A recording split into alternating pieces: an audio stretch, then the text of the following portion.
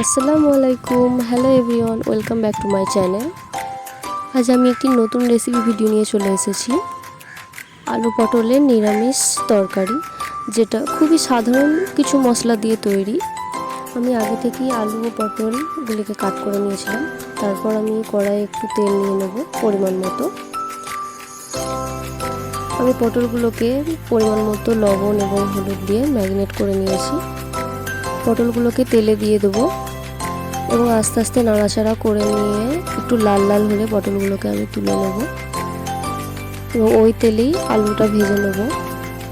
আলুটা দিয়ে দেওয়ার পর একটু পরিমাণ মতো লবণ আর একটু পরিমাণ মতো হলুদ দিয়ে দেবো।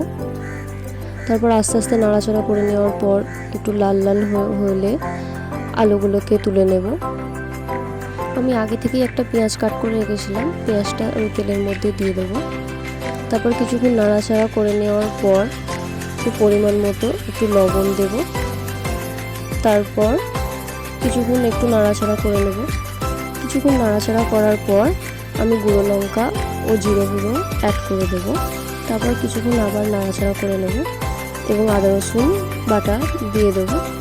তারপর কিছুক্ষণ নাড়াচাড়া করে আমি হালকা একটু জল অ্যাড করব, যাতে মশলাটা পুড়ে না যায়। তারপর আমি একটু হলুদ অ্যাড করে দেবো।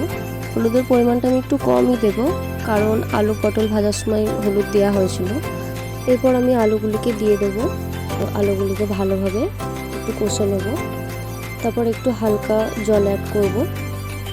তারপর আলুটিকে আবার ভালোভাবে একটু কষে নেব। ভালোভাবে কষার পর আমি পটলগুলিকে আবার অ্যাড করব। আলু পটলটিকে ভালোভাবে একটু কষে নেব।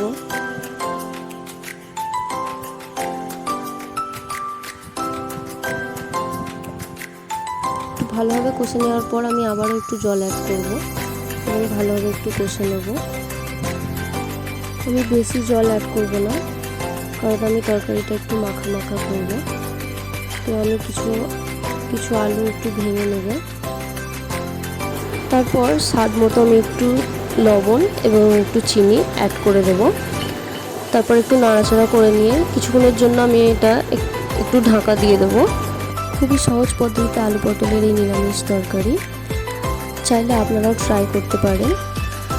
আপনাদের যদি আমার ভিডিও ভালো লেগে থাকে তো please like, comment, share and subscribe করতে ভুলবেন না। তো আশা করছি আবার এক নতুন ভিডিও নিয়ে আপনাদের সাথে দেখা হবে। তো আজকের মতো টাটা, বাই বাই, আল্লাহ হাফিজ।